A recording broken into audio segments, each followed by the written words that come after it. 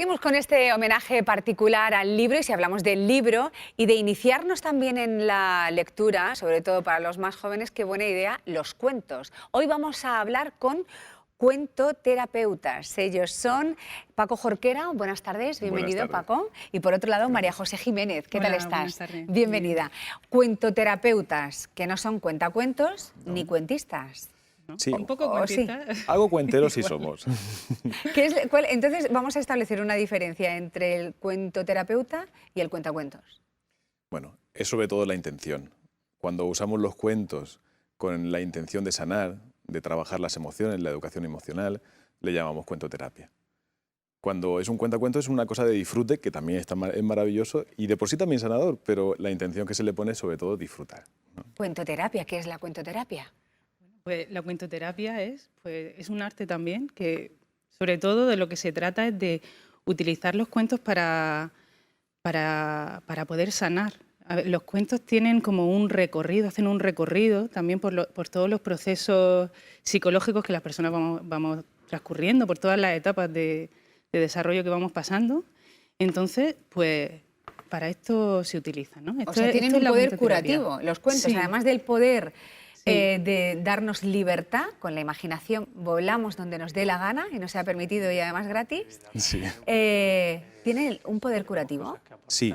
El cuento, cuando tú abres un libro, cuando abres un cuento, es un lugar seguro donde bucear sobre todo aquello de lo más difícil que han vivido las personas, historias dignas de ser contadas, que se han ido repitiendo de boca a oreja durante miles de años. Y luego, una vez visto el conflicto, el drama y la solución, porque eso es lo más maravilloso que tienen los cuentos, que te dicen además cómo resolver los conflictos. Y luego uno dice, colorín colorado, y hasta aquí hemos llegado. Entonces te da la seguridad de poder bucear posiblemente por lo más difícil, de las cosas más difíciles que hay en la vida, los conflictos más difíciles, de la forma más dulce. Hay distintos cuentos. Están los cuentos que transmiten una emoción y los que llevan un mensaje. Ujú. ¿Eso es la moraleja? ¿Eso es lo que nos hace pensar? ¿Eso es lo que nos hace meditar? Nosotros dividimos un poco los cuentos en cuentos maravillosos, son los de tradición oral, como, bueno, pues como puede ser La Bella Durmiente, La Cenicienta, estos cuentos que están cargados de símbolos, de simbología y de grandes mensajes.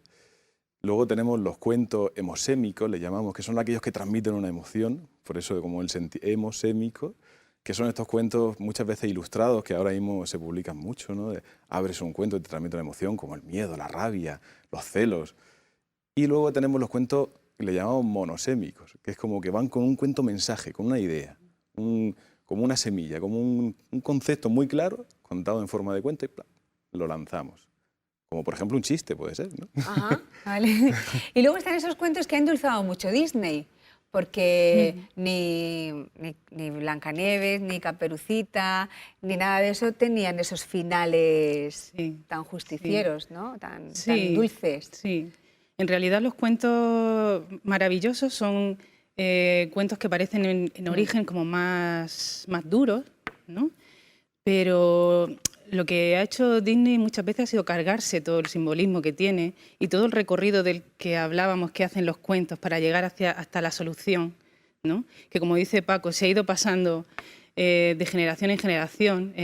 Lorenzo Hernández Pallarés, que es el padre de la cuentoterapia, dice que los cuentos maravillosos han pasado por millones de controles de calidad, ¿no? Porque lo que no ha ido sirviendo desde lo simbólico se va desechando, lo que no llega al corazón ya no se continúa usando, ¿no? Entonces lo que ha llegado hasta nosotros... Un sucedáneo, nos ha llegado algo así como muy light.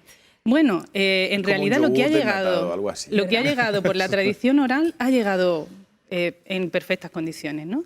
Pero luego desde Disney sí que se ha Dulcificado. hecho eso, se ha vuelto light, ¿no? Ahí eso no llega al mensaje. Bueno, pues ahora aparece la Asociación Nacional del Rifle. Sí, sí, yo es que esto lo he visto esta mañana y me he quedado loca. Sí, Y dice vaya. que ¿Qué está dice? harta de ver cómo el lobo feroz se come a Caperucita Roja. Y esto es cierto, ¿eh?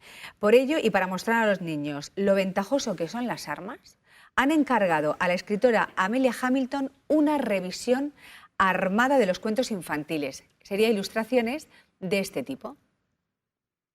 Hansel y Gretel que salen a cazar.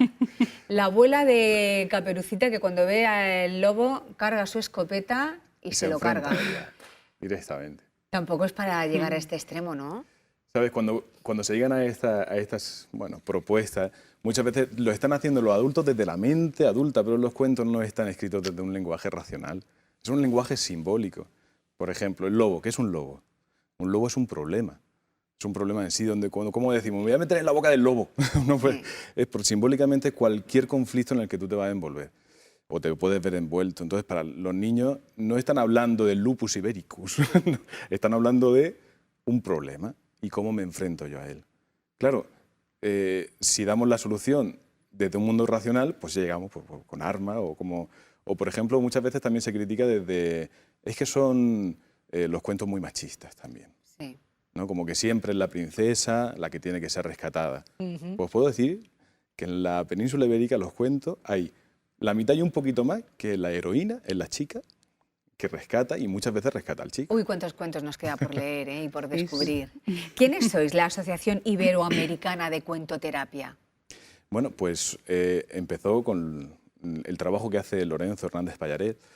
Es un psicólogo murciano que trabaja en la consejería, entonces está en activo. Y bueno, pues, muy en activo. Sí, no para.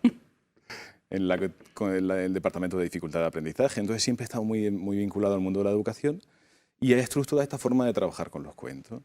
Y todos los que estábamos cerca de él y hemos ido aprendiendo, como María José y como un equipo, pues creamos la Asociación Iberoamericana sin ánimo de lucro de cuentoterapia. Y ahora mismo pues, nos vamos repartiendo por todas las provincias, Madrid, Barcelona, Canarias, Zaragoza, contando cuentos. Vamos como los marchantes, con una maleta de cuentos. ¡Qué bonito! Sí. ¿Y dónde vais? ¿Cuál es el objetivo de esta asociación? Bueno, pues dar a conocer todo el tema de la cuentoterapia y también ir formando a más personas, a más profesionales que puedan utilizar los cuentos. Es que hay un campo tan extenso donde se pueden utilizar los cuentos. Yo creo en casi todas partes donde haya personas se pueden utilizar los cuentos, ¿no? Muchas veces hay como una creencia de que son solo para niños. Ahí está. Y no es cierto. Pero no es real. No es real.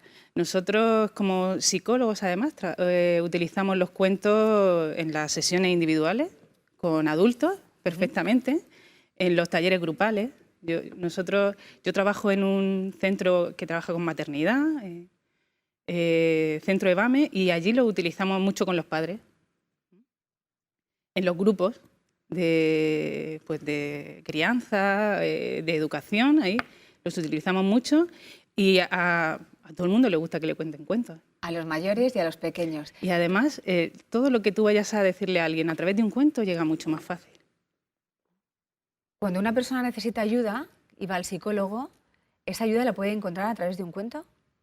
La cuentoterapia es una herramienta. Lo que realmente ayuda es la calidez humana. Y por eso también decimos que los cuentos son una caricia. Y lo que cura en la relación de ayuda realmente es el contacto humano. ¿Vale? Entonces no hay, yo te digo también, ¿no? Eso es algo que estoy muy aprendido, no hay grandes terapias, lo que hay grandes terapeutas. ¿Vale?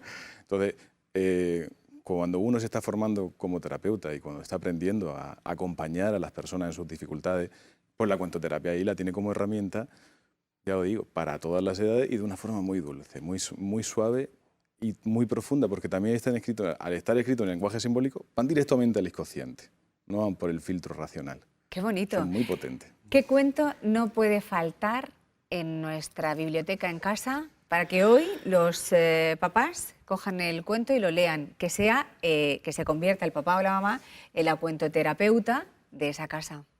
Bueno, pues yo voy a decir el que se oralmente. Vale. No voy a hablar de ningún libro, pero fijaros, lo primero es contar. Claro, ve a la biblioteca, coge los cuentos de Andersen, de los hermanos Grimm, abre y lee para que tú te lo sepas un poquito y cuéntaselo, pero mejor siempre contado que leído. Nada de leer. Sí, primero, ¿sabes por qué? Porque cuando un niño escucha un cuento se lo imagina tal y como él está viviéndolo, según su imaginación. Entonces, el lobo que se va a imaginar, por ejemplo, va a tener tantos colmillos como sea capaz de soportar, pero no más. Entonces va a ser tan fiero como uno pueda. Entonces, mejor siempre contamos los cuentos primero oralmente y luego ya disfrutamos con las Paco, yo imágenes. soy de aquellos que cuentan los cuentos de... Y entonces el lobo dijo, "Bueno, ¿qué no sé cuánto?", y cambiar la voz. ¿Es necesario Bueno, o no? claro, porque no, eso es Vale. disfrute. Claro, claro. llega Recomiéndanos mucho un mejor. cuento, que lo primero lo leamos y, como dice Paco, y después ya lo interpretamos. Un cuento solamente. Es que Uno. es muy complicado elegir un cuento, ¿no? Yo creo que cada cuento tiene su momento. A veces, muchas veces a nosotros nos piden cuentos, cuento para no sé qué, porque yo qué sé, porque mi hijo tiene miedo a no sé qué, porque estamos pasando por un momento no sé cuánto. Y podemos dar títulos, ¿no? Claro. Pero luego siempre, sobre todo cuando se lo cuentas a un niño, el niño siempre te va a decir si ese cuento es adecuado o no.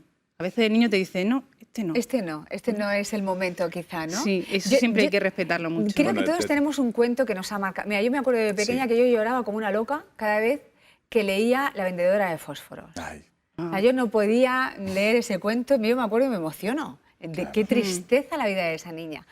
es un cuento propio de Andersen. Sí, sí, No, sí. Andersen era un compilador de cuentos y recogió de la tradición oral de la zona, pasó por muchísimas grabaciones, o sea, él tomaba notas, pero La cerillera es un cuento propio. Y entonces, pues un poco también autobiográfico aquello de cómo él vivió, que sufrió bastante también este hombre. Todos tenemos un cuento. Sí, ¿Recuerdas? Yo claro. recuerdo el cuento, ni Caperucita, ni Los Tres Cerditos, Claro. ni nada, pero esa, La cerillera, la vendedora de fósforos, hemos tenido ahí muchas versiones. Yo he traído un cuento de todas formas A ver. con esto de recomendar. Pues hay un autor que se llama Gianni Rodari, cuentos por teléfono, cuentos cortitos. Estaba pensando yo, ya tengo ganas de contar un cuento, pero como uno muy Vale. cortito, muy cortito. Vale. ¿Te parece, Encarna? Sí, por favor. Bueno, pues Gianni Rodari es precisamente premio Andersen, es el premio más prestigioso que hay en los cuentos a nivel internacional, y es un autor italiano y tiene una historia divertida que se llama Confundiendo historias. Allá va. Vamos a ver. Pues aquí tenemos, ¿Esta es tu cámara? ¿Vale? Vale. aquí está el abuelo contando y la nieta le dice, cuenta un cuento, cuenta un cuento. Érase una vez una niña que se llamaba Caperucita Amarilla. ¡No! ¡Roja! Ah, sí, sí, Caperucita Roja. Y su mamá la llamó y le dijo, escucha, Caperucita Verde, que no, que es roja. Vale, sí, roja. Ve a la casa de la tía Diamora y llévale la piel de patata. Que no. Ve a casa de la abuelita y llévale este pastel. Bien, bueno. Y la niña se fue al bosque y se encontró pues con una jirafa. ¡Pero qué lío, abuelo! Que no, que era un lobo, que no era una jirafa. Y el lobo le pregunta, bueno, ¿cuántas son 6 por 8? ¿Qué va, que le pregunta dónde vas?